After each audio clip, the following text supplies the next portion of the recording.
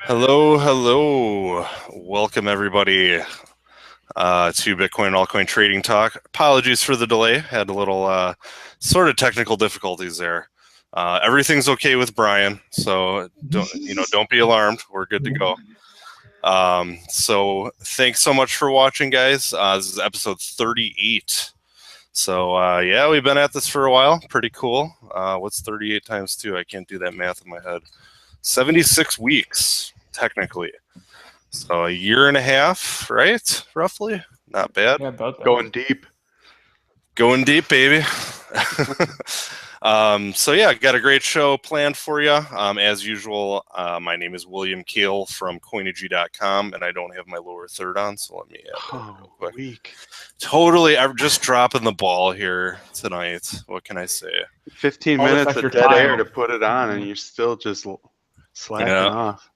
It's a good thing this isn't traditional radio or something. Just been Yeah, no listening kidding. to Well, if it was traditional radio, outer space. I'd just edit everything out, edit all the awkward pauses out and everything. We just sound like we were humming along. But so as usual, I'm William Kale from Coinagy, and the young gentleman that was just speaking is Rob Borden from Coinagy as well. How's it going, Rob?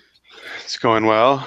I don't know if Brian, his cat, must have taken over the show for him instead, or whatever that was. No, that was I think it was a puppy dog. Oh, a puppy dog. There you go. There's Yeah. a kitty. Oh, good. There we go. I'm just All right. talking. So Brian Beamish, the cat channel investor. How you doing tonight? Oh, Man, what a pun. Zing. I'm trying to. How did you? Oh, here it is. I was just having fun with the machine here, trying to put my little. The name machine. tag. Hey, I'm good. Hope you know you're old school when you call a computer a machine. So, Alex, how's your machine treating you tonight? It's running a little better, yeah. Like you guys were saying, my internet connection was a little nicer. I know last show it was kind of stormy out, so I couldn't see the satellites that I point my dish at. No, it's not that complex. But You're what? Oh man, this isn't the drinking show, guys. yeah, no, that was fun. You're though. coming through a lot smoother now, so that's awesome. Cool. No, it's nothing to blame it on now. I can, say I'm all choppy or. I'm working on the wheel though, guys. I got a lot of submissions this week. A lot for waves. Yeah, we got the Just so you guys know. wave pump and dump crew. Oh yeah, we seem to be getting like one coin every week where we get like 30 requests for it. I'm only putting it on the wheel once. Like if we get multiple requests, I don't think so. But no, it's kind of funny. Like waves was an interesting project. I don't know. The guy sent me some information on. Let me read up on it because Yeah, sounds good. So we'll let you finish up on the wheel there. All right. So I guess really as far as in the news, kind of a big undertaking right now. So Devcon 2 is going on. Where is that, in Hong Kong, I think, right? Shanghai. It was in Oh, the Shanghai. Okay, yeah. So a bunch of Ethereum devs are out partying it up and That's listening this, to right? fancy. Yep. What's this? So That yeah, be in it? fact, I had one of my students said I'm going to be skipping class this week because I'm going to be at Devcon, and I was like, "What's that?" Sound like a total idiot, of course, but anyway, so I think we have a few of our people are at this, and yeah, and it's actually interesting. We have. I'm frankly, I mean, I never know what the hell's going to happen in this world, and I would have never expected in my lifetime to hear that a lot of people are moving to China because it's the land of opportunity. It's shocking, but I've had, in my crypto experience here, I've had probably at least a half a dozen of our people, our students, have moved to China. So it's Yeah, it seems really common in this industry. Is it? Do you guys find that too? Yeah, I mean, just from kind of personal interactions, not really, mostly anecdotal evidence, but yeah, I've known quite a few people kind of in this industry that, well, we mentioned it on the other show, kind of into that whole like nomad traveling lifestyle, that kind of stuff. So, Oh, Okay. Well, anyway, so you know, if there's anybody out there, Alex, I think you we're passing along some interesting developments. Ethereum boys are hooking up with a bank in Spain or something like that. Yeah, like they're having the first bank issue cash on their blockchain. So just so anyone who doesn't know, Devcon 2, it's actually the third Devcon. They started with Devcon 0 because they're a bunch of programming nerds. Oh, jeez. Isn't that funny? But this one was actually sold out, so they have grown exponentially for sure. And I think since it was in China, they decided not to live stream it, or maybe they were expecting like some crazy Ethereum Classic people to crash the show or something. But we've seen some pretty cool news stories coming out. I got like 3 listed here of. Oh, no, they're not loaded properly, but yeah, like, well, Vitalik joked around. It's like, yeah, we're gonna, you know, Ethereum's done. We're going back to Ethereum Classic. Oh, jeez. Everyone realized it was a joke and started laughing. I didn't notice. I thought it was interesting. Yeah. You know, we had been sort of talking recently about the absolute best thing that could happen for Ethereum is just get out of the spotlight. And I noticed for maybe about 2 or 3 weeks, maybe a month or so, it was just quieting down.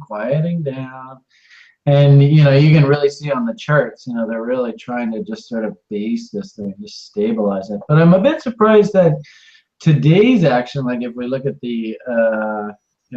just the price chart, you know, I think what you had was basically a rally, you know, buy on the rumor on this Devcon starting, and now I guess we're getting a bit of a sell on the news.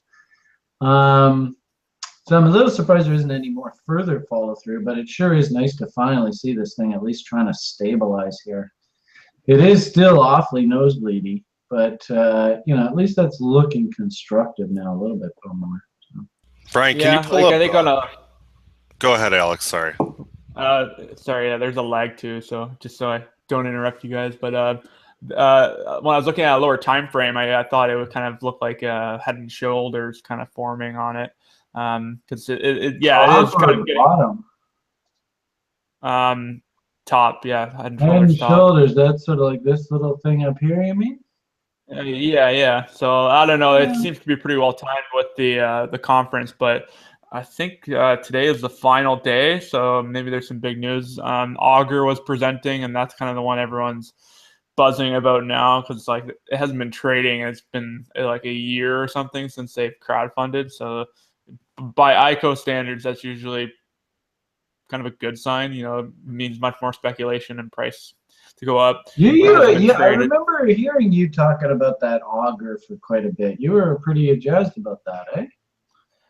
Yeah, like prediction markets is a huge thing right now. Well, like futures markets can even kind of have some interest as well. That's another thing that kind of launched too was on BitMEX. They have zero cash trading, so it's this project that everyone's buzzing about. Like people are going crazy, like building massive server operations to start mining it. But it's already trading a month before it launches on BitMEX, and it might be an interesting chart for you to look at actually, because it's what's it called? It's up to like $50 now. It's kind of ridiculous. What's the symbol? It'll be on ZEC, I think. Yeah, or ZEC, depending on where you are.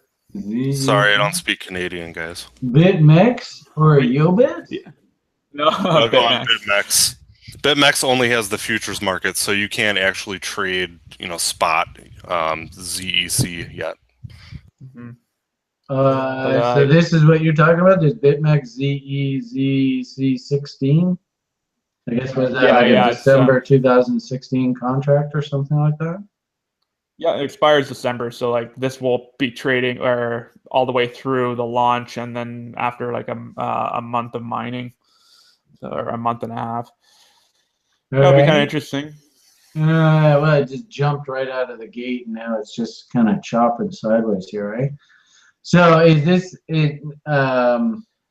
You know, I'm not that familiar with this story, so but wasn't this one of the stories that you interviewed recently on your show? That sounds familiar. Yes, I talked to a mining operation on Monday. These guys are like building a server farm. So they like mined a similar currency, Monero, which is kind of, it's like Bitcoin, very similar, but it has a whole new architecture that allows for like anonymous addresses. Like, so it's like, Brian, if I gave you my Bitcoin address and I say, yeah, you can pay me with this, you'll be able to see exactly how much like money I have in my savings account. So that just won't work for a lot of people. So this one allows you to like have like a hidden balance, so you can't have like coins being traced through the chain. Okay. So that's something. And that's like Monero? Yeah, Monero is the other one that rocketed recently, and I think that's kind of in response to this project launching. Like, if I had to guess, yeah, it did move up quite a bit, didn't it? Yeah. I think I even put out like tweets and stuff, and I kind of said, we should just, let's put what's going on in the market into perspective. We can see where the double bottoms are here, and here we are way up here. I had, all my traders and stuff. We had lots of little sort of trading algos fire. This is on Bittrex. Where, I guess on Polo, maybe that's a little bit. Yeah, they have it on margin on Polo, so you'll get a pretty good. This looks slightly different than what I was thinking. Yeah, because I remember, okay. All right, yeah, anyway, there is, okay, yeah, now I remember this. So we have this nice little double bottom and the market's working its way higher. And if I'm not mistaken, we can go back up here, and if we just get a simple counter trend rally back up into normal resistance, I think you see it. In fact, I think it's even 50% level. Let's go. Look at it. I'm just zipping around Coinigy chart. I love these charts so much. Yeah, they're working good now. I was going to mention that too. Maybe I should really quickly. So we had a major breaking issue with, and it was only affecting Mac OS X users on Chrome 53 and above. And for whatever reason, it had to do with like a CSS element. So there's some bug that was introduced in Chrome 53 for OS X. So beware, anybody who's using absolute positioning anywhere pretty much on your site. I don't know if it has to be within a containing div or something like that, but you need to have both a left and a right position element along with it. Otherwise, it's going to completely freeze up your site, and there's going to be no errors in console, and it's going to cause a whole ton of headaches. So we've spent basically the last 2 days debugging that. We got it narrowed down to like a little tiny chunk of code, and then found something online where somebody else had a similar issue, and they further narrowed it down to basically absolute position. We fixed that issue. So if you've been having problems signing into Coinagy on OS X with Chrome, you should be good to go now. Just one thing to mention, if you are able to sign in, you might want to do a Command R to do kind of a hard refresh just to be safe. And yeah, that's it. Go back, Brian. We're good. Sorry. All right. Okay, so I just when I look at a chart like this, and I actually had a long talk with the site people today in the video, the daily brief on this. This is such a good example of just simply, you guys, have we ever talked about those institutional fingerprints? There's basically, if we think that the smart money makes money a lot of the time, and the public loses money a lot of the time, and the public loves to buy up markets and sell down markets, then that must mean that maybe the institutions do the exact opposite. And so if we take that sort of approach, then if we sort of assume that the institutions are going to do the exact opposite of what the public is doing, then maybe what they're doing is they're the ones that are putting bottoms in these assets off of these lows, and as the public is dumping. And so I often suggest to people, you know, especially if you're trying to trade rather than just buy and hold little old lady kind of investing, but if you're actually going to trade, then, you know, and I didn't do a very good job here, I'm just sort of talking on the fly. You'll notice that prior to this big run up here, you know, we can actually identify the areas where technically somebody said no more down, you go up, right down in here. Somebody stopped the selling, and they brought the market down here again and again. And do you notice all these sort of like WEs type trying to form in here? Down, up, down, breakout kind of thing. I don't know if you can see that or not. Let's maybe do a pretty color that you can see. Okay. No, let's go a little brighter. Yeah, you can kind of see it in the first box you drew there. Right. Not the best line. Yeah. But anyway, down, up, down, then, you know, another W, down, up, down. In essence, you know, this is our floor, right? And you might even say that based off of this battle zone here, right? This down, up, down. I mean, this is where the bull and bear had the big fight and the bulls won. And so really what we could look back on this in hindsight when price is up here and say, well, you know, where did the institutions, the whales, the smart money stop the selling? Because if it was up to the public, you know, they would have just sold, and if the selling just kept going, then price would have just kept going down. But somebody said, no more down. So what's interesting is if we sort of keep that level in mind, and this is what I suggest to you guys watching, is, you know, if you are trading, and that's your trading, and you're trading, you're hunting setups, you're looking for trades, you are okay with, you know, in your trading plan, you have 2 to 1, you know, let's say roughly as sort of like your minimum acceptable trade setup. And so now, you know, if I run a trading plan where I've got 2 to 1s, technically, if I'm right only 50% of the time, I'm wrong half the time of my trading, I'm still a scratch trader. And, you know, basically we're shooting to try and be right 60-70% of the time, which means that if I just keep banging out these 2 to 1s, then on balance, if I just play the statistical model, I should come out ahead. So if you are inclined to trade, you know, this is a great way of looking at it. We could even, to a certain degree, even just say, well, okay, what happens if we do like a reload zone off of this range? And you notice that we could, you know, trading wise, justify really concentrating down in this area. Anywhere in here, we can just, you know, start to think about being a buyer. And then what I suggest, you know, in my classes, and I think all of you guys, it's a good idea, is we do things like start to hunt for signs of divergence when we get in that zone. And I love the MACD histogram for signs of divergence. So I'm just going to try and highlight this. Let's see if I can do this. So you notice how price came down, right? And we were trying to put in a bottom here, real fight in here. Not the cleanest of bottoms. And this kind of reminds me of Factum when we had that sort of first initial bottom and then that failed. And then the next bottom comes in, and this one is just yet another trade. Hopefully you can see, you know, as price was coming down here, making new lows, momentum indicators were not making new lows. And so you could have started going into sort of the hunting mode, especially look at this cute little divergence right in there, where we made new lows, and then we just launched out of there, which confirms this double bottom. And as I said, you know, I love W's. It's just one, you know, one sort of trade setup tool where I'm just going to buy the break through the middle part of the W, and I'm going to risk to a move against the lows of the W.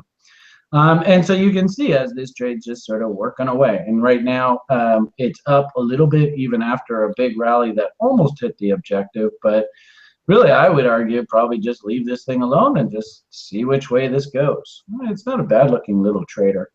The problem here, and let's just make sure, call this a spade, is we're not, you know, we're in my opinion, we're definitely in nosebleed territory.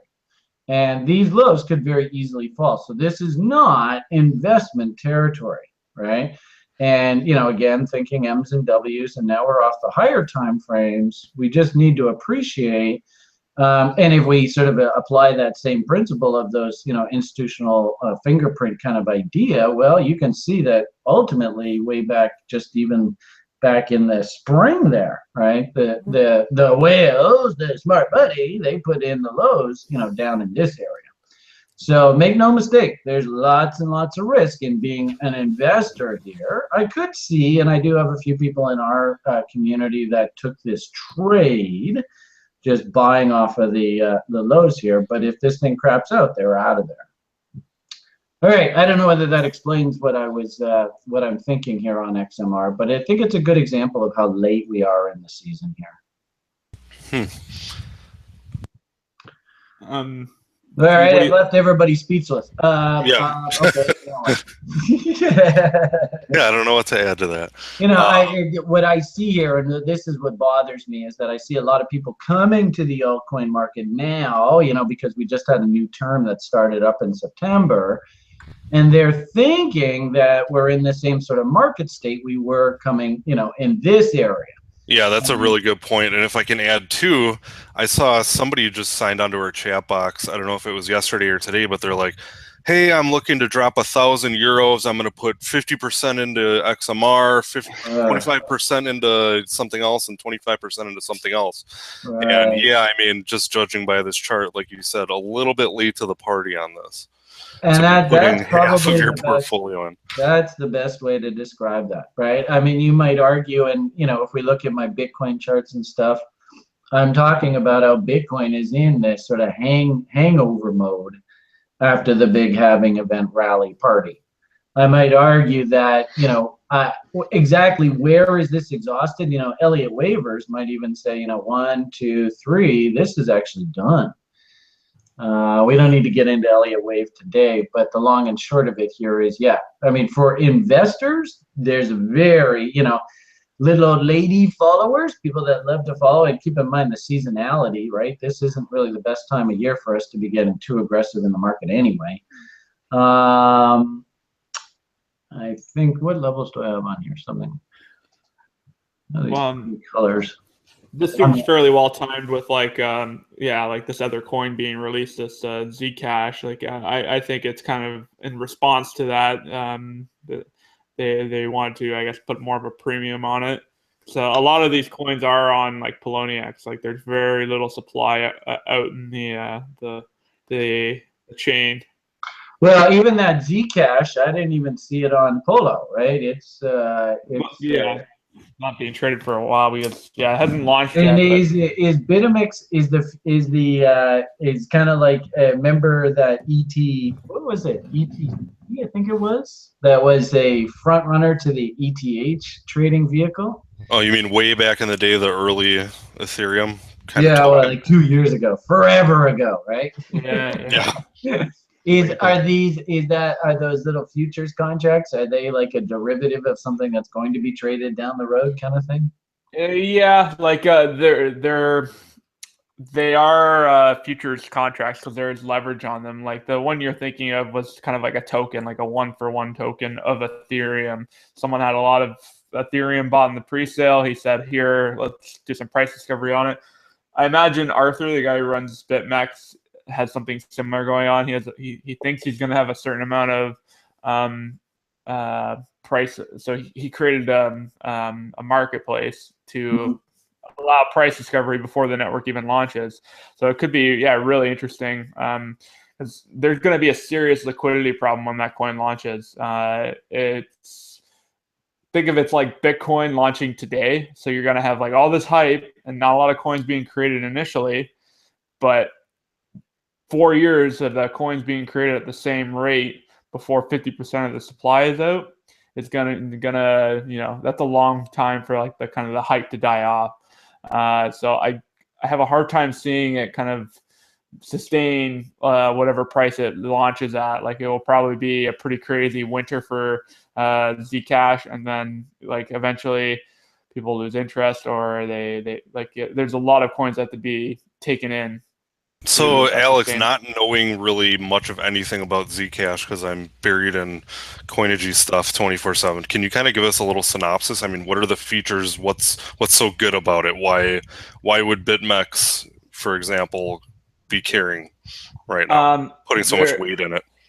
There is a lot of investors and I guess quite a team building it. So it's had like several years or several months of kind of investment to build this new algorithm out that allows for like complete anonymity. Like the system, it kind of fixes like Bitcoin's problem of being 100% public. You can actually have private ownership on the chain. So as far as kind of like tracing transactions and that kind of thing? Yeah, like a transaction, like the analogy that I heard on doing an interview with some guys hosting a pool, it's like a poker table, you know, like you own chips in the pot, but nobody when you take them out, like nobody knows who like got them, I guess. Where like Bitcoin, you see the same coin move to a new address, move to a new address. This one's like, okay, coin went in, you know, different coin comes out. It's like the entire supply is a mixer, so it's kind of like gotcha. So it's almost like people go into a big shared pool and then it's settled afterwards, as opposed to just a one-to-one transfer. Yeah, it's called zero knowledge proofs, and then Monero uses something similar / different, which is like ring signatures. It all comes down to like mixing the entire supply, or not having tracing through the chain. So it's pretty cool stuff, and they actually announced that they're working with Ethereum. Like there's going to be interoperability. Like you'll be What's able to that have symbol again? Zcash. It's ZEC. Oh, that's what I couldn't figure out. Sorry. All right, now, you know, I do see that it launched itself out of the gate, right? Whoa. Yeah. So, you know, maybe what we have to do is when the hype sort of settles down, we have to come in, fill in the gaps. You know, who knows what's going on down the slower time frames here, right? But I don't know. That's you can see that it was bid up right out of the gate. So. And the price is going to be a factor of mining. Like this will be a good coin for you guys to add analytics to, because the hash rate is going to be very closely tied to the price. Because we don't know if like some massive mining operations in China with very low electricity costs, they make the difficulty really high, then they're the only ones who can mine at a profit. So all of us here in the States, you know, paying for our local housing power, or maybe there's some lucky people who have a solar panel. But you're going to have like, I think it's going to be cruising on like this fine profitability line. We'll kind of see after the initial hype dies. And really, it's not even alive yet. Yeah, like that's what I mean. There's just so much money and hype already around this coin, and that's why remember we've we've seen this happen a few times now, right? Remember that Lisk, and wasn't that was Yobit? So actually, Yobit's back in the mix here too, again on this one as well. Well, the Yobit market. Go to the Yobit. Click on Yobit one. I don't know what this is. Yeah, it's not Zcash. It's something else, like checks or something. But what was that one that we were talking about recently about how it should bottom and we should be loading up on it because of the hash rate, and we noticed that the numbers started to coincide. Was that LBC, that library? Oh yes, library, and library. Well, actually, I just got filled. Actually, I just bought some more library credits today. I have to do this blog write up today. It's fighting at 20,000 pretty hard. Like that's where the line in the sand seems to be drawn as 20, or is it 20,000, 200,000? It's a 2 and a couple zeros. Yeah, and yeah, I mean, hopefully, long-time watchers of this show, and you know, for those people that are cataloging these shows, right? We did library recently. We'll do it again here. This is sort of, you know, the area I'm willing to take, you know, risk against, right? So. Can't touch it, can't touch it, can't touch it, comes back down into sort of support, starts putting in friendly letters of the alphabet. I'd just be curious to see what your little, the mining algorithm is that you were watching, how it's behaving. Yeah, I want to see actually what block number they're on, because I imagine they're getting really close to the reward starting to reduce, like very linearly. Like it's supposed to be very smooth. There's not halvings, it's just like a very fine decay. Yeah. So anyway, for the viewers, I think we wrote up, we had talked about this recently, and hey, I put my money where my mouth is. I went and bought some of this today. So it's just interesting to see, you know, and the interesting thing is nobody's talking about this library credits in the market right now, eh? You know, they're talking about your Zcash, right? And unfortunately, or maybe they are, maybe they aren't, I don't know. But I couldn't touch this with a 20-foot pole right here, right? You know, I'm just not allowed to buy this. This is like the same as that list that was trading on YoBit. Like it was an IOU, it hadn't launched yet, so it was like, what are you really trading? You're trading. Yeah, well, that's what I'm talking about. That's like that ETC and then the YoBit list experience. Yeah. There's been a few of these, eh? And I guess that, you know, this is Wild West capitalism. Like that really shouldn't surprise us. These are technically securities. I mean, I have to right? say it's pretty cool, though. I mean, where else can you trade on something that doesn't even exist yet, and you're just? I mean, I guess it does exist kind of in other markets, but talk about it. How do you actually put a net tangible? Like, is this actually an asset? Like, you couldn't actually physically touch any of these things, eh? Isn't that freaky? Yeah, it's pretty scary. But hey. Well, what makes this one kind of different and interesting is that it's not an ICO, though. Like, you don't have this initial liquidity. Like, people aren't able to purchase it. So, like, nobody knows what the network's going to be. And, like, there's only, like, a set supply. So that's maybe one of the benefits of doing an ICO. And maybe actually YoBit was probably a bit more legitimate than this one is, because someone working at YoBit or who worked with YoBit said, I own this much list that I bought in the pre-sale. Let's trade it. And that's what happened with ETC. At that point, it kind of becomes a security, though, right? Because it's you have to promise the delivery of those coins. Well, it can be, but you know, let's call a spade a spade. This is very loosey goosey when it comes to honorability. You know, how many different scandals do we have to make reference to, right? I mean, you know, the audience should be fully cognizant, and I counsel people this, and this is just my honest 2 cents. Investing in crypto, especially like what we're going through with Bittrex right now, with all this delisting and stuff like that. This is very, very speculative stuff, guys. No doubt about it. You know, you know, investing in altcoins and playing this kind of cryptocurrency market is on the more riskier end of the risk spectrum if we were thinking about playing the market. So please understand that, anybody getting involved in this. Now, I appreciate that, you know, Alex has bought into the model. He believes, and that's awesome. And I think over time that will grow. And I think, you know, my hunch is that Bitcoin is nearing getting, you know, sort of accepted as a you know, an actual commodity asset that may be traded on major exchanges. I mean, gee whiz, how long do we have to wait for these silly ETFs to come along to trade? Yeah. Is the Winklevoss ETF trading yet? No, but they did launch. I saw it might have been yesterday. They launched basically daily Bitcoin auctions, which is kind of like an over-the-counter thing. That's an interesting spin, isn't it? Yeah, I mean, I was curious to hear what your thoughts on that were, Brian. I mean, I'm not really I'm not understanding really what, I guess, the impact is. Is it basically just for large players or something? You know, large trades. Brian, I haven't. I mean, I don't mean to be rude. I have not looked into it in that much detail. I did see some headlines to that effect that there was one particular exchange, and is that the Winklevoss's exchange? They're Gemini. Yeah, and they're planning on. I guess what they run a mining pool.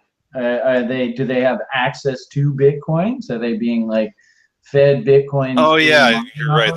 That might be more what it is. For some reason, I was thinking it was more like just another market, like an over-the-counter market or something. I don't know.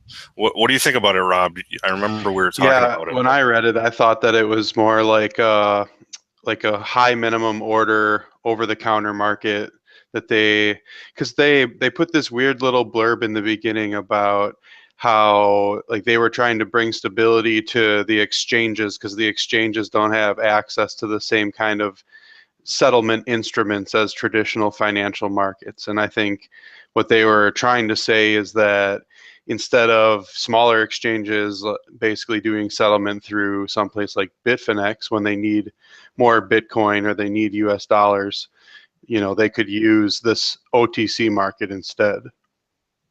It was supposed to have lower fees and stuff as well. Someone in chat, and that's a set time for settlement, basically. Gotcha. Someone in chat also just said they explain it clearly on their website. It's to give buyers and sellers the best price or an average of all the bids. There's an example at the bottom of the Gemini announcement. You guys are completely off. There you go. Well, I read that same thing. That's what I took from it. That's where I got it from. So yeah, I mean, probably maybe just a misinterpretation of what they said, but I read their example that they put on that press release. That's what I was looking at. Yeah, I'm not going to sit here and say I'm an expert at any of that stuff. So I don't even have an opinion. So viewers that are interested, my recommendation is go do your due diligence, and over the coming week or so, week or two, we'll probably get more and more familiar with what's going on over there. I guess really just my comment is we're waiting, and it's happening at sort of a snail's pace, and it's this Gemini. That's what you're talking about. This is sort of the Winklevoss's exchange. Is that what we call Gemini? Have I got the right exchange on here? Yep. Yeah. And I guess just my point is, where are they getting the Bitcoins to do these auctions? I imagine it's probably like miner cells too. It's like, yeah, that's what I was thinking. Right? Yeah, like that's what a lot of, I think, the actual volume in Bitcoin is OTC of miner selling. It's like people want to buy a whole block reward and have it be like kind of almost like a note, like a ticket or whatever of like, this is 25 BTC, like, like that's how they're being traded. So at that point you can maybe make I don't know, keep more off chain. Like you could have this as a physical coin or something, and that's what they're trading. So yeah, like wasn't one of these big down candles here attributed to some guy who was selling like 600 Bitcoin, and he just hit the market? It was just like a market sell order. Do you guys remember that? I think that's what caused this cascade or something like that. Do you remember that? Yeah, there was like a huge it was just like one guy who was trying to liquidate 600 Bitcoins or something. Yep. So maybe that auction process, it might alleviate sort of the short-term shocks if somebody needs to move, block sizes. That's not, I can understand it. Sure. All right. Cool. I wouldn't mind getting your guys's. I suppose Coinigy probably doesn't have a lot of comment, but I do notice that you talk with Bittrex guys, Alex, a bit. I think you're pretty friendly with him. How's the whole delisting issue going? Like in yours, like your Jumbox Slacks, are you finding, like, I guess where I'm going with this is I found that it almost feels like heading into this event, it's almost becoming a bit of a catalyst for a lot of these alts. And I can almost feel, especially on the sort of more venture side, because that list of delisting, that's a fairly robust list. Well, I can almost feel the air coming out of the altcoin market. I wouldn't like take any of those on that list, like personally. It could just be a timing thing. Like Bob was generating enough volume to be considered be tradable. It's just whatever happened to be.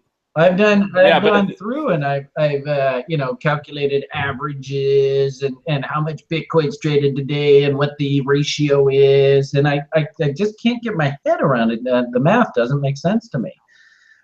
I think Bill's going to be doing this more regularly. So this is just the first time that he just like ran a query. It's like, okay, this week, how many have been below 0.2 Bitcoin average? And 0.2 Bitcoin is like $120. That's all that has to be traded every day. That's like 30 cents in fees.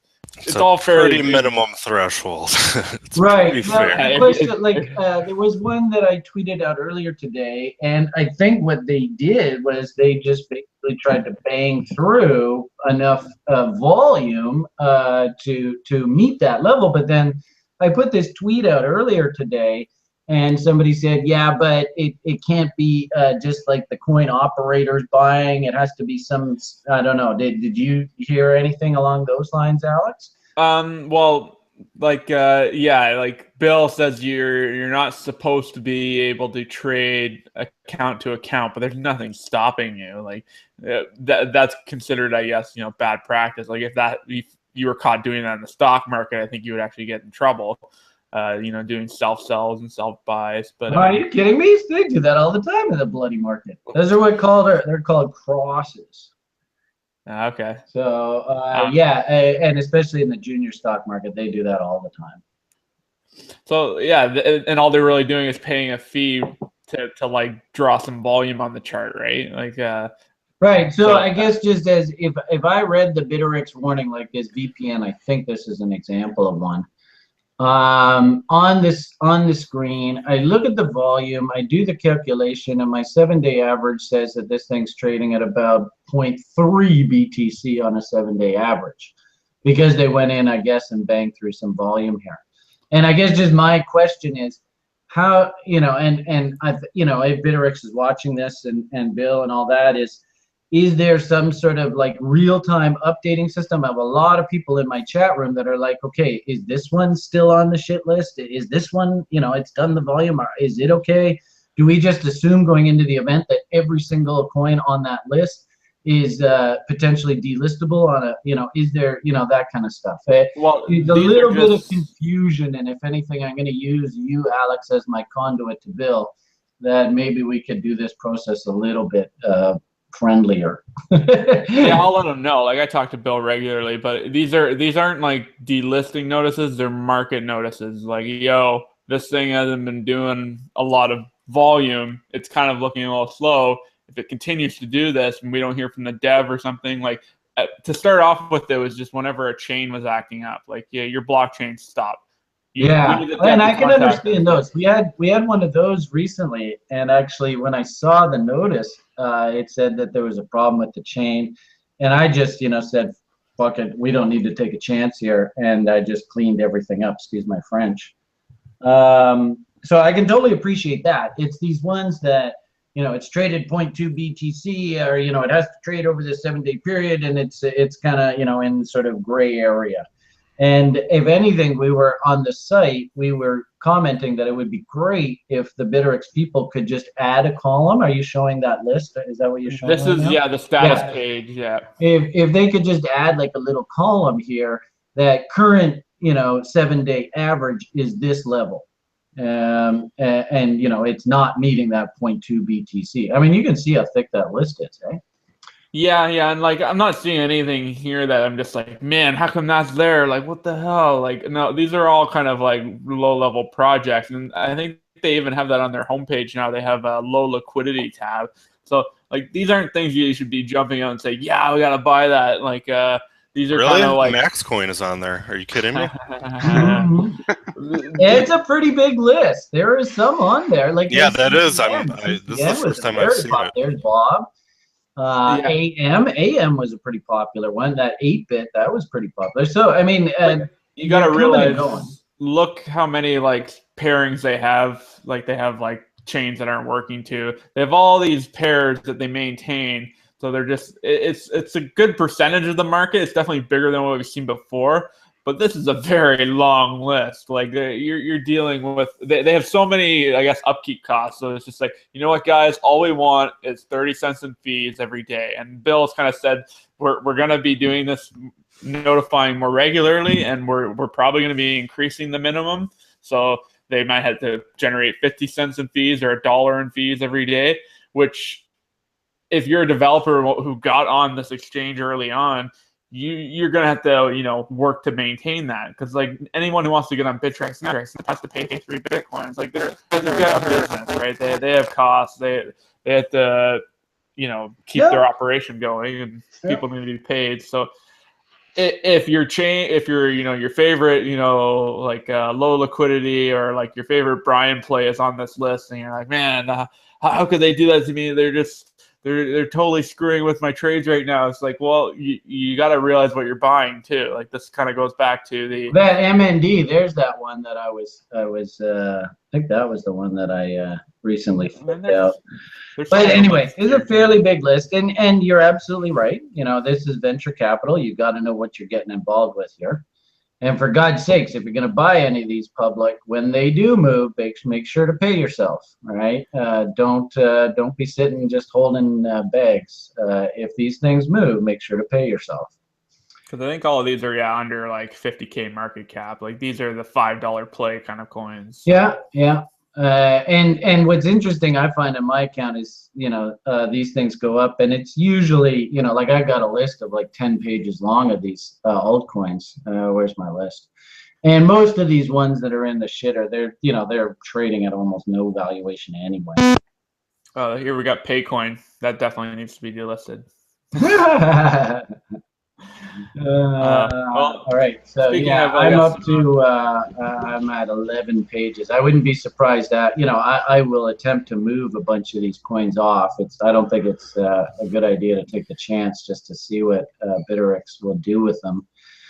Well, there'll be a formal notice too. Like these aren't delisting notices. They'll be like, yo, these guys aren't doing it. We're making the choice to not. Yeah, okay, so that's good. It's good to know that, because I was not aware of that. So you're telling me that this isn't sort of the final, on Friday, if it's not there, poof, it's gone. You're telling me there's going to be a bit more notice of these things. That's what they say here. It's like it may be removed. Like they want to hear more contact from the developers. So if you go on Bitcoin Talk and say, like, Euro has not anything on their thread in months, the developer is no longer there, they're not generating any volume, maybe their chain still works, but like the people running the chain don't even want to make volume. Well, at that point it's being delisted. So you can see the normal tags on all of these. There's 2 disabled ones, but okay, great example was remember last year we went and bought a bit of that Tron. And it kind of died a horrible death, right? So that's probably another excellent example. If you have one of these broken coins where the chain actually is broken, that coin just may be dead, eh?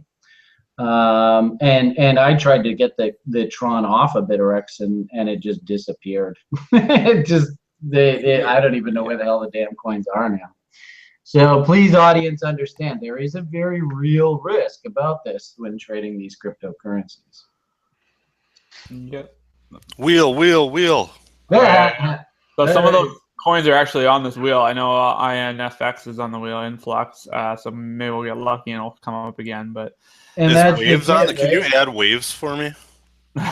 Actually, this is a good commentary. It's very much like the stock market today. I was interested. There were a few stocks that were setting up in some interesting levels, but we had the FOMC meeting today, and we just have an old adage in the stock market: don't ever put on a trade ahead of the FOMC. And sure enough, FOMC came out, and within an hour after the announcement, they had literally launched the market higher.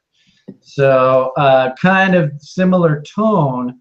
If you are trading altcoins and you are very interested in these, and one of these names that we talk about tonight happens to be on Bittrex's shit list, my advice is probably a good idea just to wait till that event passes before you go and risk your hard-earned money. And then, of course, also, too, please understand that seasonally, we're really, really late in this cycle. I think because of the halving event, because of the nuances of the ETC sort of stuff in the spring, this cycle kind of got pushed back a little bit, but we are very, very late in the season here. Yeah, I won't say anything more. What's quickly, first on the hit list? I spun the wheel. We got landed on HUE. Yeah. HUE. And this H as a Terry Uncle Edward. Yep. Hugh. Hugh Hefner coin. Okay. HUE. You guys see my screen, right? I typed it in here and I'm not getting anything. Yeah, it looks like maybe we don't list that one. Yeah, I'm wondering if I got it wrong from the Twitter. Yeah, I'm not even seeing Hugh anywhere. Maybe HEU?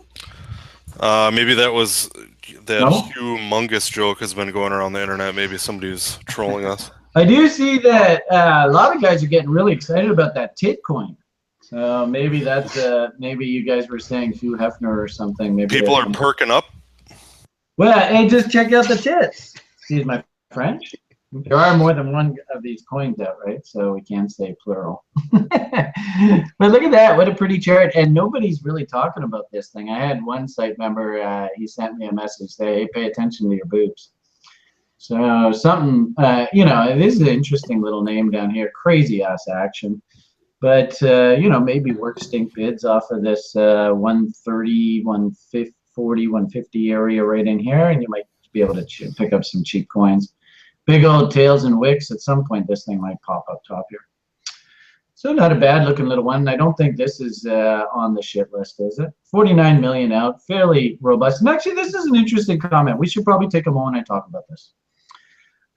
In the stock market, we have a number of fundamental screening tools. You know, if anybody's interested, we have these models CanSlim, C-A-N-S-L-I-M, developed by a guy named William O'Neill, founder of Investor Business Daily. Very smart gentleman, very wealthy. And it's a specific screener to basically tell you, find this, this, this, this, and this, and you probably get a good looking trade. And then I was taught an old model when I used to work on the Vancouver Stock Exchange, the VSC, same sort of thing. Find this, this, this, and this in venture cap names, you'll do great. And what's interesting about these stock models is that both of them look for stocks that have about 20 some odd million shares out. And I kind of noticed there's a little bit of a recurring theme here in crypto, in that if you have too few coins out, and some of these names that we're interested in, they got like 1 million coins out, 500,000 coins out, 2 million coins out, and their market caps are so small that potentially we go through these sort of Bittrex issues.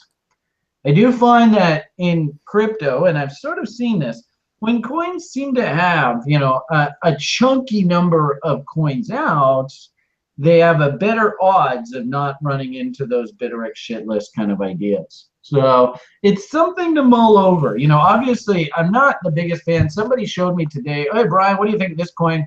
Had 4.7 billion coins out. And I'm like, oh, God, that's heavy. But, you know, like when you look at something like this tip with 50 million out, this isn't bad. And they've actually got a bit of a story behind the coin. So I can, in crypto land, be comfortable with this many coins out. Obviously, I'm not overly excited about when they go up into the billions. And if you do run across a coin that's only got like 1 million, 2 million, whatever coins out, just as Alex said before, you got to be cognizant of the fact that, you know, maybe this market cap is a little bit too small and they actually just don't have anything going. And so please, you know, if you're watching this and you're looking at the really low coin counts out, please understand that in this world, there actually is potentially the problem of being too small. So something I wanted to mention to you guys. What was the story behind Bitcoin, Brian? You said there's a story, or did you I don't know what the you know, my hunch is that they're probably getting ready for some big promotion. It's interesting. We had one of the students in the level 1 program, this guy Joe. I'm just so stunned. This guy's just it's beautiful, you know, dealing it with the public, as you see so many different perspectives of trading. This guy just seems to have a natural bent for trading alts. So hats off to him. And he's told me some stuff about his life. You got to, you know, hats off to you. Tiger, if you're watching, you know, I'm really impressed with what I've seen so far. So just keep on keeping on. But the point that I'm trying to make here is that we're seeing a lot of these little crypto, and, you know, we're trading, right? And we're like, hey, we want to buy low, sell high, right? But this is sort of where the rubber meets the road. Why would a coin like this, Bitcoin, and one that Joe was telling us about recently was a coin that's used in the video games. I think it was even Digi we were looking at. And he was saying that, well, you know, if you actually go on the site and you see when they're, you know, doing in-game promotions, is it Digi that's used in the video games? I'm not sure. I don't know. I think so. Yeah, I think they're doing some back-end stuff like hosting servers or something. Maybe it's not Digi. Anyway, Tiger, if you're watching, let me know what that coin was, because that was a really good story. And we just walked through the chart, and he said, well, you know, when they pumped the coin here, this was when they were doing a promotion. And then they brought it back down, and then sure enough, here was the next promotion. And it was almost clockwork. And so it was a great example of sort of fundamentals meet technicals, right? What is the fundamental reason for the stock or the coin rallying? We knew momentum, divergence, reload zone, blah, blah, blah, right? But what was the actual reason for the coin to go up? And it turns out that it was a very realistic fundamental story. They were doing a promotional campaign. I wouldn't be surprised if that's sort of what's going on with TIT here, is that, if we went in the news and figured out what the heck made this thing pop here, is probably something promotional wise, brought. Quite often I see a lot of these little stories, especially venture cap, all they need to be is mentioned. Remember we had that Nautilus coin, NAUT? Mm-hmm. Oh yeah, that's doing some interesting stuff. All it took was the developer to be interviewed on CNBC, and that, launched the coin higher, right? So sometimes it can just be a really simple news interview, right, being brought to the public's attention.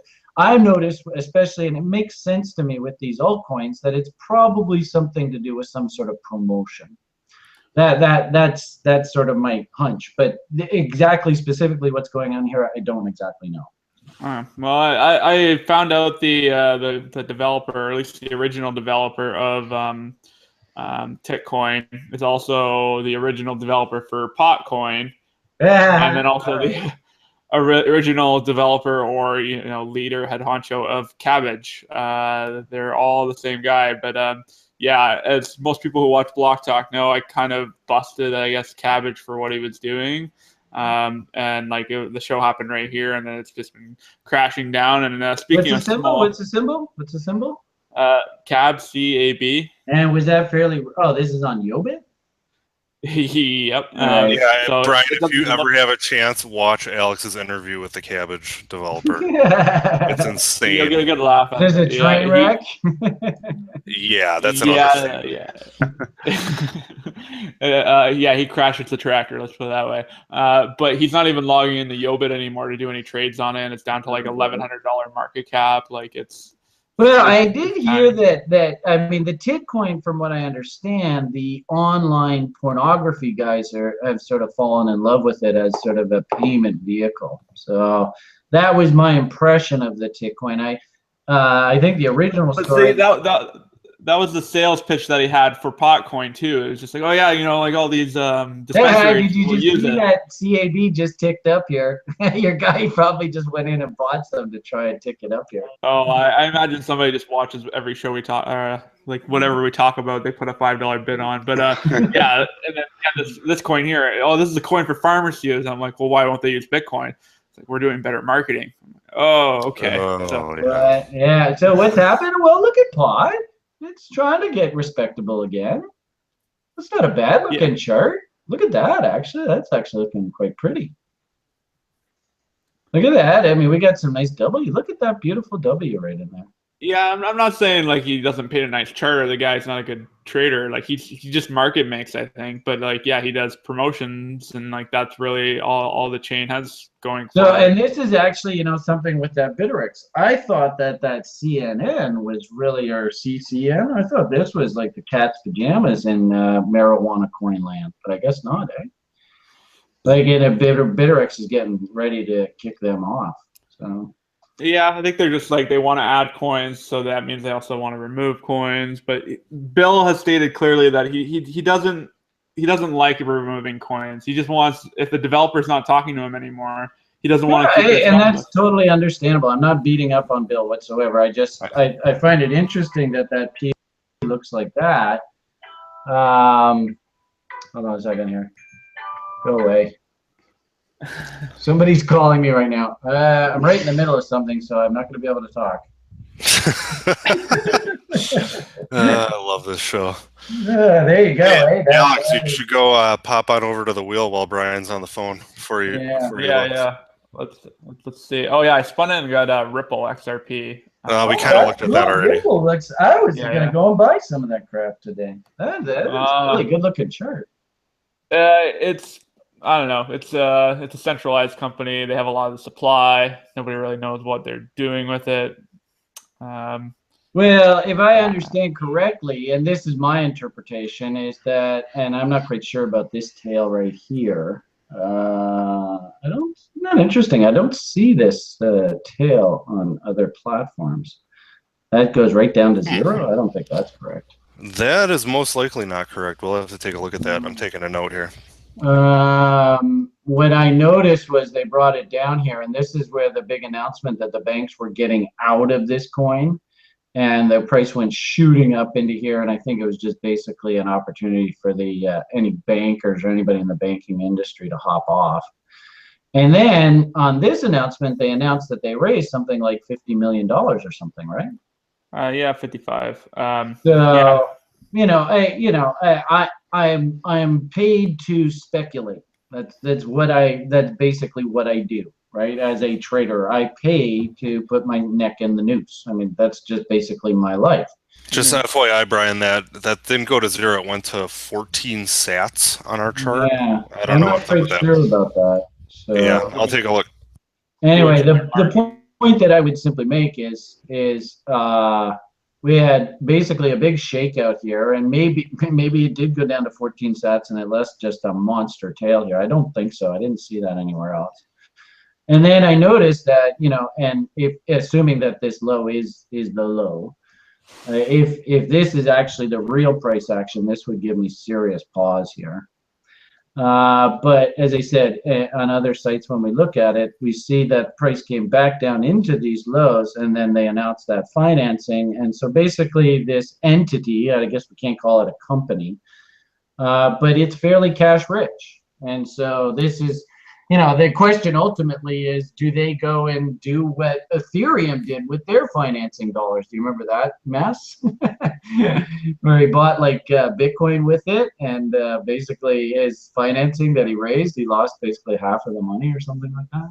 I don't know if you guys remember that. Oh, yeah. Like they were stating, because, yeah, they fundraised in a really interesting time at like $400, but then within like 3 months, we were down to like hitting the low of 160. So, yeah, it's this apples and oranges is just kind of. Brian, that low is legit. I'm looking at it on Bittrex. Oh, really? Right now. Mm-hmm. Yeah, it was probably a hell of a stop run, and that's because when we had this run up here, the Polo has a lending platform. Mm-hmm. The rate for lending out XRP was 5% per day. You're on Bittrex right now, though, so keep that in mind. You just have Poloniex highlighted on the left. Okay. Oh, isn't that interesting? Oh, I see. Okay. It's gone. So, but yeah, it's present on Bittrex's charts on their site as well. So. Okay, so on this one, on the Polo chart, we have a low here of 775 ticks. So, I don't know. I don't know whether it went down to that 14. That would seem like a hell of a drop, eh? So. Me, I don't think that was a fat finger, but I suppose if it's there, somebody, I'm sure somebody who got their fill selling at 14 probably didn't feel very good, eh? So I'm not quite sure about this, but and I have been sort of watching the Polo chart, and this actually looks a little more familiar to me. So, I guess what I'm just simply saying is, traders got to trade, traders got to, take risk. That's basically what, as traders we're paid to do. And, hopefully you guys can see the W down, up, down, breakout. This was on the financing. So, and very simply put, they come out with news. And I remember when this thing came out, I was like, oh, God damn, we were looking at it just down here. And I was kind of kicking myself, and I said, okay, well, I'm going to really hunt the reload zone. And keep in mind, that's when it was up in this area. And if we ever do get our butts back down into there, I'm going to take a real good look at this guy. So that's, basically there is that reload zone. Here we are up against all these moving averages and against this original market structure bottom. And I think, if this thing fractals here, Case, can you see the fractal that's trying to form here? You could, if we go down to sort of like a hourly chart, maybe we'll see it a little better. So you can, you've heard me talk about saucer bottoms and all that kind of stuff here. There's a cute little double bottom right there. Looks like that's a pretty sexy level right in there.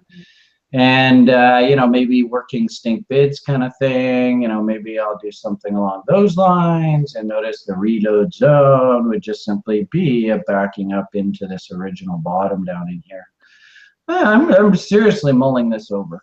I don't think I'm going to be betting the farm, but I might, little old lady, go and buy some. We've been long this name, actually for, I guess, a couple of years now. And if I'm not mistaken, I think, we basically played the move up here. I think maybe even here. So, but I haven't done any more recent buying in a while, and I've been mulling this over. Look at this weekly chart. Oh my goodness. In fact, this is sort of the chart that caught my attention this morning when I was talking to somebody. If we get rid of all this gobbledygook, if we just think about trying to buy against the low end of the range, and, look at this honking wick up here, right? Wicks and tails love to be eaten. Look at that. It's just like a magnet just going wow, wow, wow. And, if we, as speculators, we're paid to take risk, right? If we think, is this a risk that's worth taking, we can see that, if we just draw a range here, odds are we're probably, what do you think the odds are that reload zone lines up with those, that wick? Yeah, look at that, perfectly. So I could very easily see a counter trend rally up into here. And what is that? That's like 7,000. So off of, if you can try and sneak in there around 1,000, that's a 7-fold increase.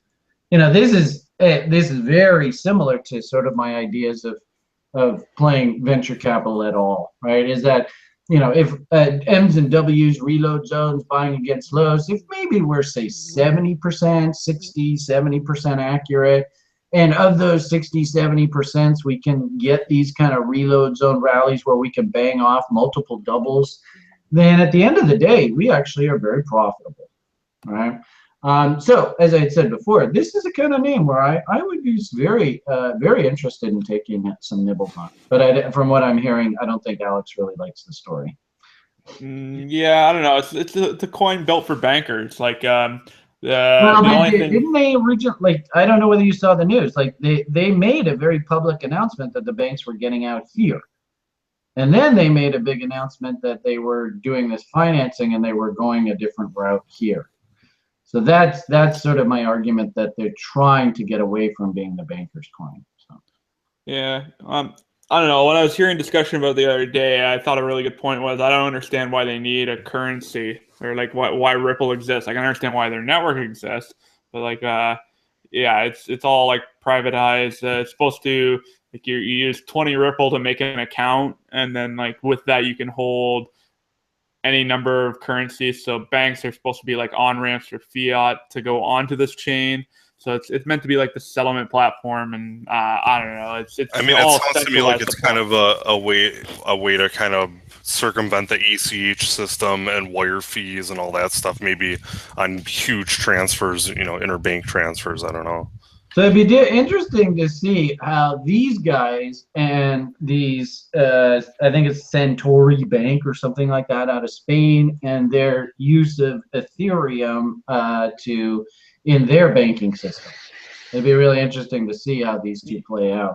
Personally, my impression is the message I'm getting from these guys is they want to get out of being, quote unquote, the banker's coin. But maybe I'm misinterpreting what's going on here. I think that's the stigma about them. Like, nobody really viewed them as a crypto. Like, oh yeah, they're the number 3 cryptocurrency, but everyone's like, yeah, no one counts Ripple. And there was actually, I guess, on their team, like there were some disagreements, and I guess one of the founders left and made his own coin, which is basically a clone of it, called Stellar. And Stellar draws a very similar chart. So you have like these two guys who both have very similar ideas. It's kind of like an ego battle almost between the two of them. I think they're in like Silicon Valley or something. This is what Jordy, Not So Fast, is kind of telling me. He's just kind of been laughing at it for years. Like, oh yeah, nobody takes Ripple seriously. All right. Well, for whatever it's worth, audience, I'd be willing to take a shot on it. Oh yeah, and like I bought some too. Like I had some at 1,000, and then I was just so disappointed by this retrace. I didn't even get one double out of it. I was like, this is like only one double. No, I didn't get even a double. It only went to like 1,900. Like I was just so disappointed.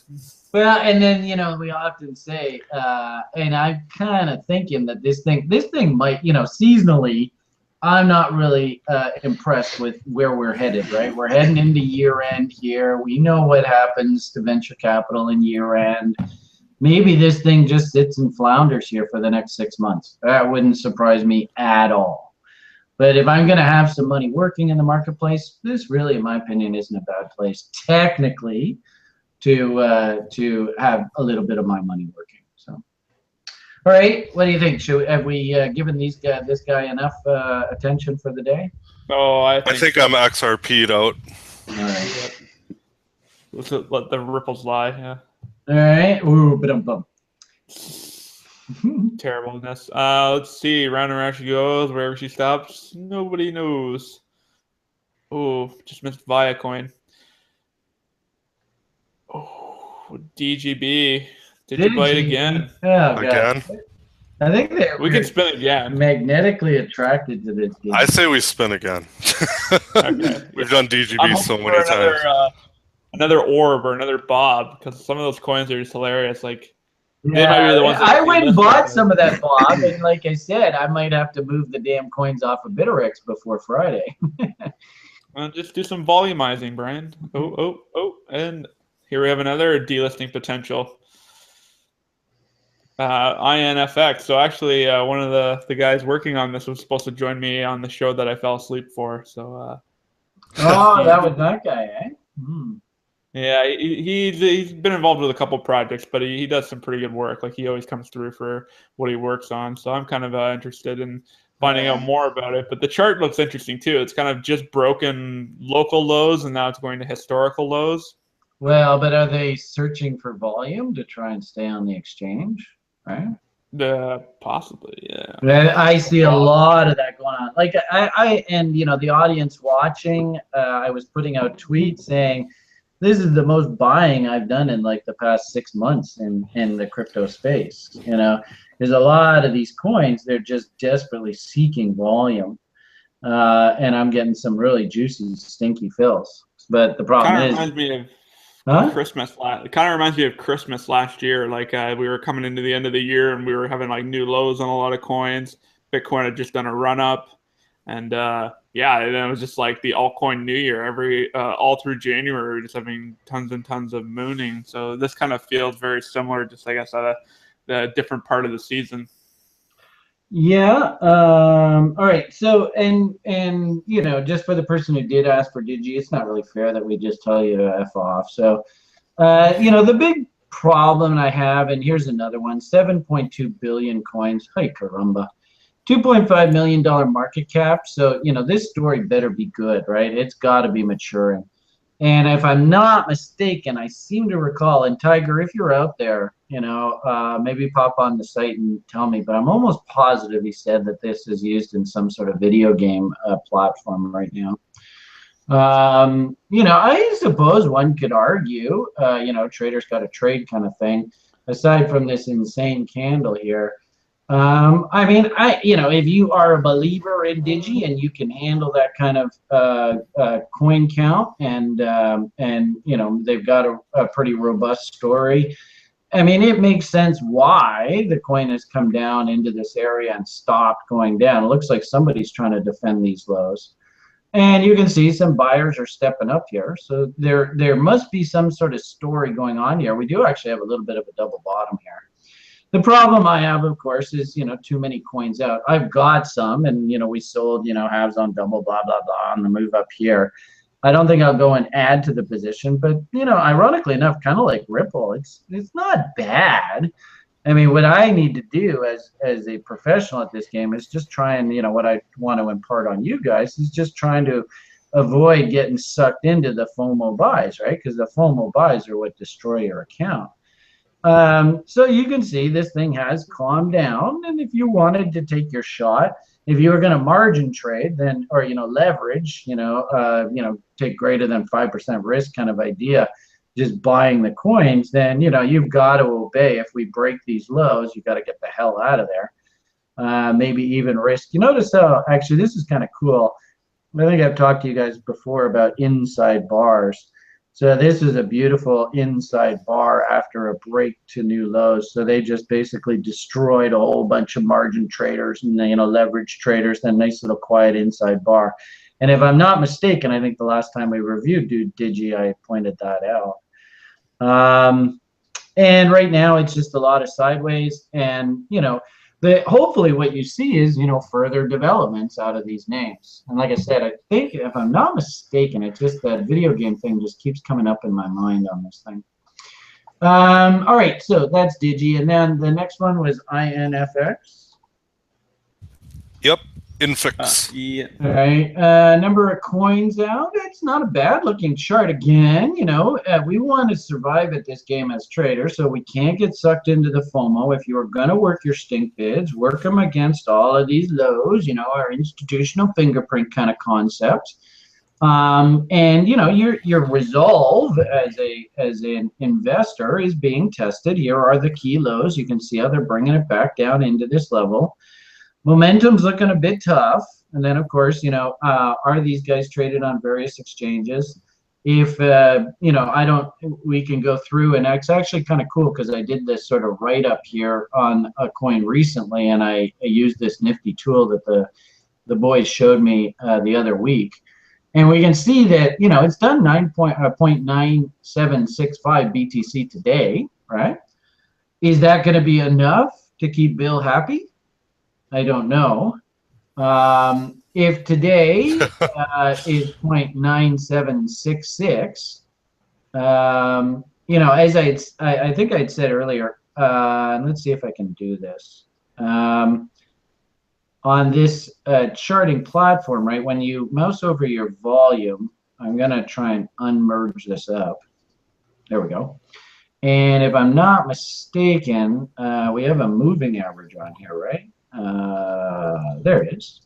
So if we go 7 bars, will that be the sort of Bittrex 7-day average daily volume over the past 7 periods? Does that make sense, Alex? Yeah, I'm actually just looking at the list now, and I know some have been removed already from this. So I'm thinking it's probably the developers have contacted them, because I know in the past devs will talk with Bill after getting one of these notices and say, yeah, I'm doing this and this. Like, okay, like I say, Bill. Yeah, it looks to me like they're doing a bit of volume, and I think, you know, this is exactly what we just mentioned before. You know, with price sitting down here and volume nothing, I think that they had to go and find some volume to keep the powers that be happy. Well, and a lot of people, even like yourself, Brian, want to liquidate when they hear that happening. They're like, they see it as kind of a death wish, or an omen, or a mark. Yeah, yeah. In fact, yeah, I know one guy, he went through one of these Bittrex delisting events, and he bought a whole bunch of these little juniors, and he's like, Brian, I'm not doing this again. If any of these coins are even mentioned, I'm hitting the bid. You're just getting out and liquidating. And, you know, so yeah, I could see that there might be some issues there. The question is, when did that notice come out? Because that notice came out a week or two ago, didn't it?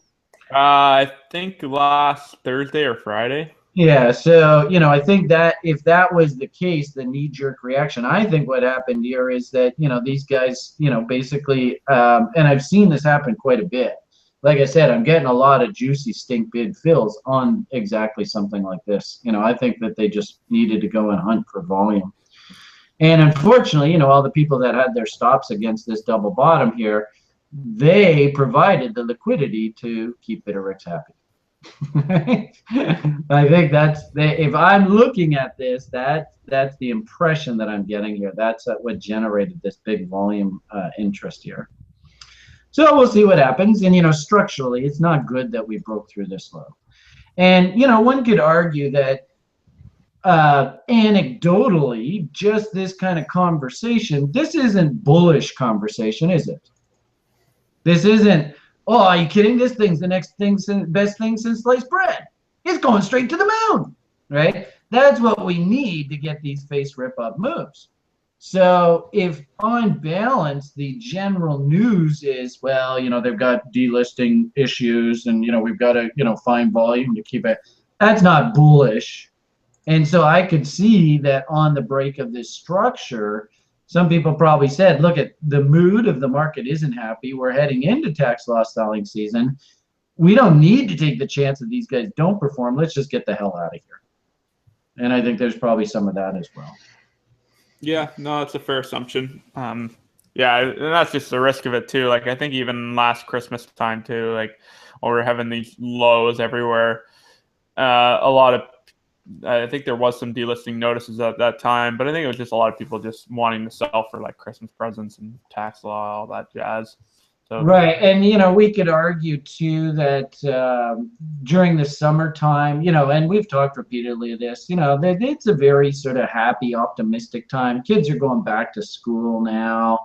They're probably losing interest in being as active in the altcoin community as possible. And you can all, like I said, in a weird sort of way, the Bittrex delisting event becomes, and I apologize, Bill, if you are watching this. I don't mean to harp specifically on this, but I think what's ended up actually happening is the Bittrex event becomes the catalyst to and the idea of a seasonal top and then a break and then a washing out of the market. This almost becomes the catalyst that's kicking this off for these guys. And this is with regard to the very junior part of the market, right? If we're talking, senior part of the market, we're talking like Devcon, stuff like that. These guys, they have absolutely no concerns about delistings, right? We're talking about the extreme. Oh, hi there. Who's that little Doge? That was awesome. Little Doge popped up there. Is Doge a part of Ethereum? It's like Vitalik's favorite coin. Yeah. Oh, okay. Well, it's cute, just, eh? Oh, yeah. Peekaboo. So, please, audience, understand, we're talking apples and oranges here. These are two opposite ends of the crypto spectrum here, right? And it's actually really cool to kind of watch this crypto environment build itself out, and you can see what are the sort of senior names, what are the junior names, kind of idea. So please, audience, understand, we're talking about a very specific part of the very, and what are the market cap on this can't be that much. Oh, actually, wow, is that right? You're looking at Bitcoin right now. Oh yeah, wrong. I'm like, what the fuck? Right, so this is the hallmark of this very junior part of the market, guys. 1.6 million out, I love that. But keep in mind, the whole story, the whole shooting match is worth 22 grand. Right, there are guys, that it's funny. I was talking with my futures traders the other day. I remember one day, one guy made $77,000 trading S&P futures in the pit one day. So quite literally, that means a futures trader that I know, he basically traded like 4 or 5 market caps of this one altcoin in one day. Yeah, this is like the price of a compact car. Yeah, exactly. Right. And that's the whole damn shooting match. So please, audience, understand what you're getting involved in here. I remember when I first got involved in this and I told people that I was trading this and they're like, well, you could probably get a double just, trading between the bid and offer. And I'm like, yeah, if I can do that, fuck, I'll do that all day long. But so please understand, audience, I am of the temperament. I am willing to take the shot off of here because when these crazy little venture names face rip, we can usually get multiple doubles off and it makes it worth our while taking the risk. So please understand that, audience. Cool. Well, I think we're getting to that time, guys. You Really? want to wrap her up a little bit? Yeah. Sorry, guys. Well, no, don't be sorry. Do we want to sneak one more in there? What were the questions? Yeah, sure. Let's do one more real quick. I wanted to talk about the Devcon, so we covered that, eh? What were the other things that I threw in the chat that I wanted to talk to you guys about today? Oh, I had to pull it up, but I know there's one coin on the wheel that I'm kind of interested in too. Disclosure, I bought some, but it's a good example of operating costs. Coval, C-O-V-A-L. All right, you got a symbol? Yeah, C-O-V-A-L. Wow.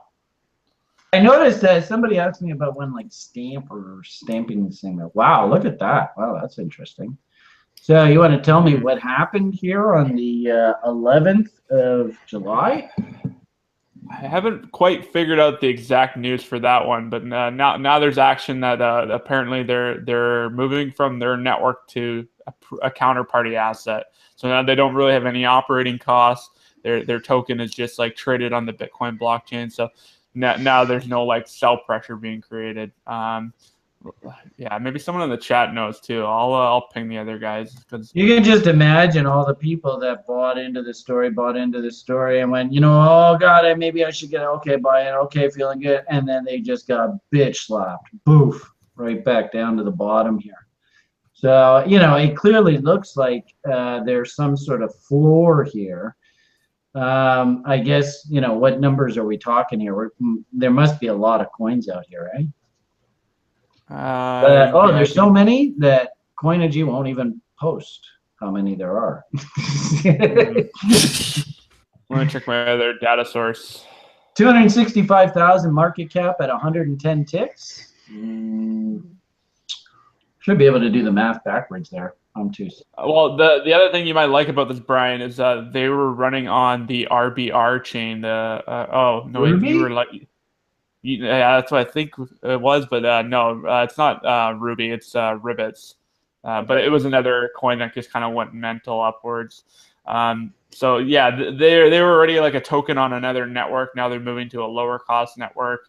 I'm just reading their AN right now. For those at home who want to learn more about the story, like Bitcoin Talk is probably the place you can get the best information. You can usually find the official thread of each coin, and yeah, it doesn't even have a whole lot of posting on it. It's only 4 pages of this forum, but they're just kind of explaining all the different aspects of it. You can find out. Oh, it was formerly RBR? I guess I so. just read that when you were scrolling by. Wasn't that like Ribbit Rewards or something? Yeah, but RBR is now Coval. Okay, so that's what it was. It was well, that doesn't make any sense because I know the guy is I know people who are mining RBR still, but is RBR still a ticker on Coinigy? I'm not sure. Nope. No, it's not there. So I guess it is a rebranding. Okay. I thought I owned RBR. Okay, so maybe this was the name change event. I don't know. Look on the Anon post on this thing and pull up July 11th. So there was quite a few people on there that went, uh-oh. Okay, so yeah, no, that is what happened. It is a new post. So it is Ribbits. Because Ribbits, the developers moved, now they're called Loyal with 2 L's. But I guess the old token is still trading. So it's weird. Like the company abandoned it, but then maybe this is the community takeover. Yeah, does it say how many coins are out? You would have to look at RBR. Why does it not say any of that? Here, let me. Coin market cap there might have it. Coval. Okay, so your little request here has completely derailed us here, Alex. Whoa! No, I'm sorry, but yeah, I'm just playing. So, do I understand correctly? There is 1 billion coins floating out there. Yep, and 400 million in circulation right now. I guess that's how we look at this. So that generates. I mean, $250,000 is $250,000 is $250,000, right? So then, I would, if you are interested in this name, I would do some due diligence and go see what the hell these guys are up to. Project launches autumn 2016, so it looks like whatever they're doing, they're getting ready to rock and roll here. It might be interesting, a cryptocurrency and rewards platform. So is there some sort of incentive to be involved in this? Does that mean that it's POS or something that, that's the incentivization? I don't know. So, try and figure out what this project launching is, and that's the fundamental catalyst that's going to launch us higher. Yeah, it was meant to be the rewards platform. So, Brian, the same way you get Canadian Tire money, yeah, you'd be getting Covals. Okay. So, very simply put, on balance, can I fault somebody for taking a shot off of these lows here? No, that's not a bad idea.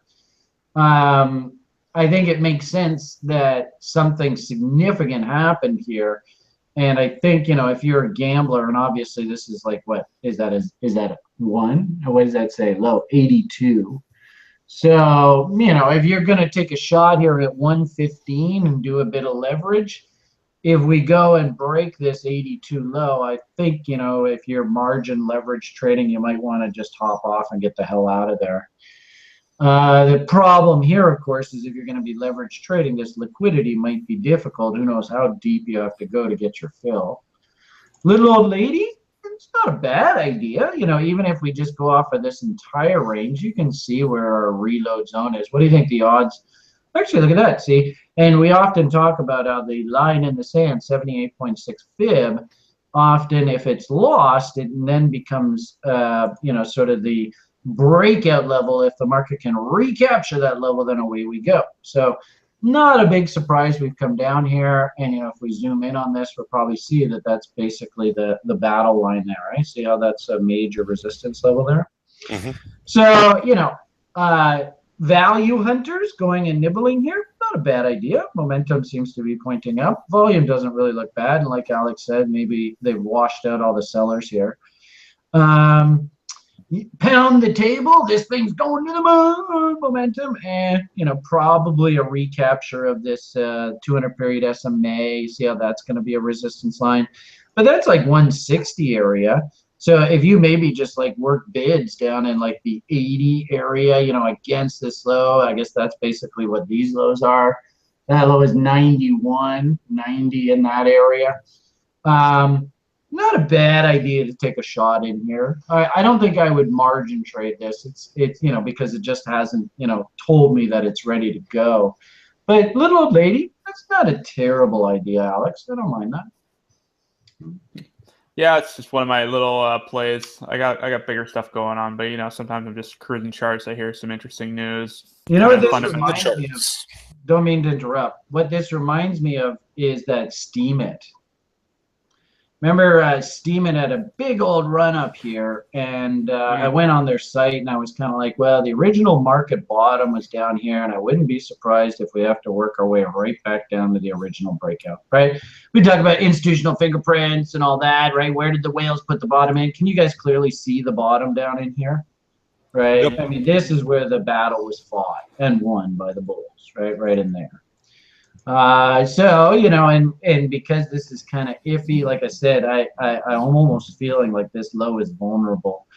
But, you know, little old lady, take a shot in here, looking for a W, you know, what is it? Even at right now, 150, a shot into the 200-300s. I think that's totally realistic.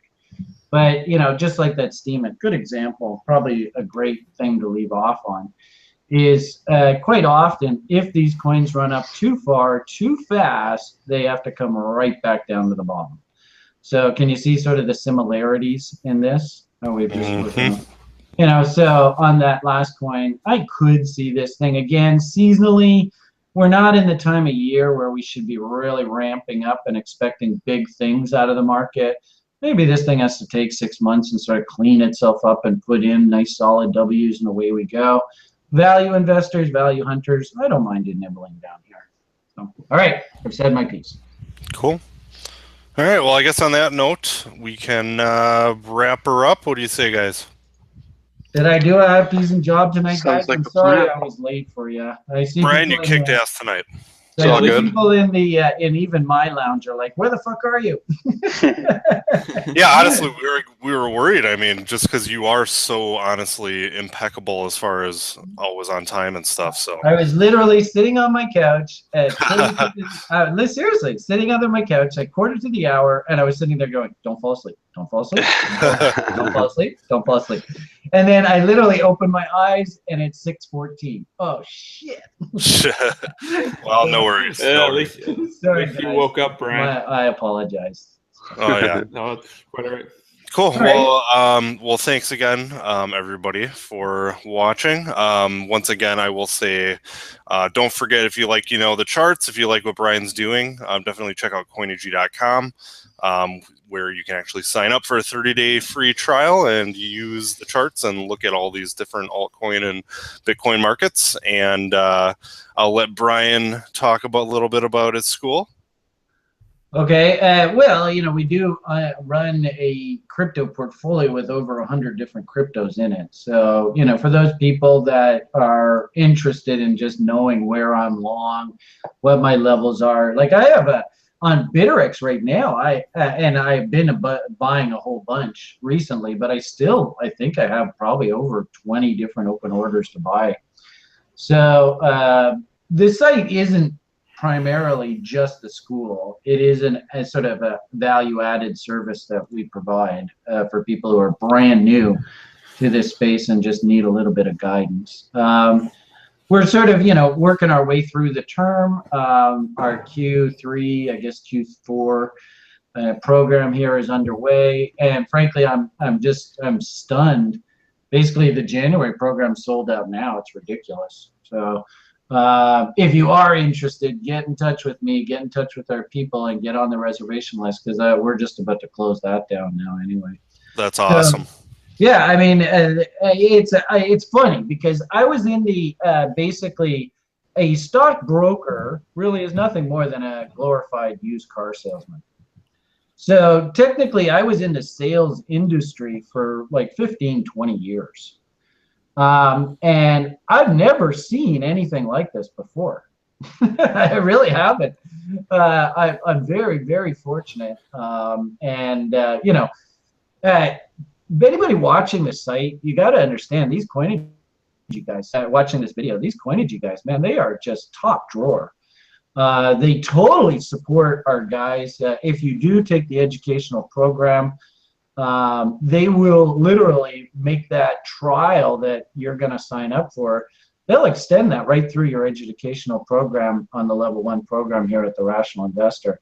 And our site people, man, they swear by Coinigy. So it's a great lead and introduction to using professional tools in this very speculative market. And just hats off to you guys at Coinigy. You guys do just a fantastic job. Thanks, Brian. Thank you. Shout out to Alex. I thought this was interesting.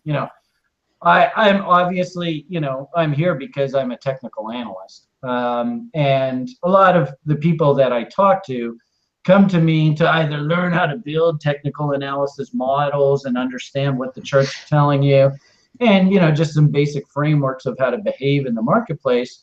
And I actually had one site member, I thought he said it really well. He says, Brian, I come to you, the Rational Investor, to learn how to build my trading plan and how to properly understand technical analysis and apply the tools. And I pop on over to Block Talk when I want to learn the fundamental story behind these coins. So it's a great little sort of model that we have here, because we're able to basically pull on people you can trust in the industry. Thank you, Coinigy. And we built such a relationship. I feel very, very comfortable in endorsing and trusting the boys at Coinigy, and that in itself is damn difficult to find in the capital markets, especially crypto, right? Yeah, I know, totally. I mean, that's really been our mantra from day one, and it's really been, it's an uphill battle, really starting out and trying to get people to kind of trust in you and your brand. Yeah. And I mean, we're obviously from day one. I mean, we've fully disclosed who we are and where we live, and you can come knock on my door if you want, if you have a problem with me. So, we're not like anonymous, crypto devs or anything like that. We're not hiding behind cloaks or anything. And to that end, same thing with Alex. I mean, most, like working in the stock market, it's all just pump, right? Get the sale, close the sale, right? Yeah. And you get lots of FOMO, and you want to get people all jazzed at the top of the market, right? Because you're shilling them your stock or your coins that you were loaded up down below, right? I mean, that's the way the capitalist process works. So I absolutely love Alex's approach. He's so down to earth. just a top drawer guy. And like you said earlier, you know, a guy that's a scammer, you'll hold his feet to the fire. It's fun to watch you in action. So I love this sort of the camaraderie, the different angles that we approach this crypto market. I think this show is it's great stuff for the public because you're just getting the straight goods. Right on. And on that note, should I shut up now? I'm going to wrap it up a little bit, but I wanted to say on that note too, our channel's really been growing a lot. We're getting a lot more viewers also just live. So really thanks everybody. If you can, definitely, you know, share, like, and subscribe. That kind of stuff really helps us out. Really, and also just to kind of grow crypto and get the word out.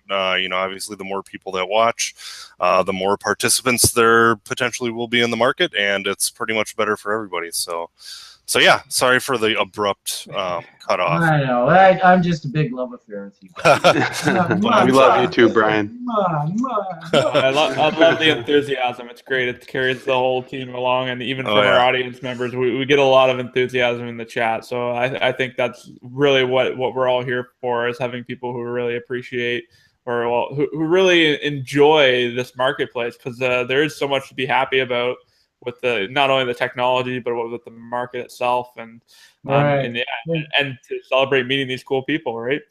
Yep. Absolutely. Cool. So before anybody else continues on, I'm just going to go ahead and cut her off.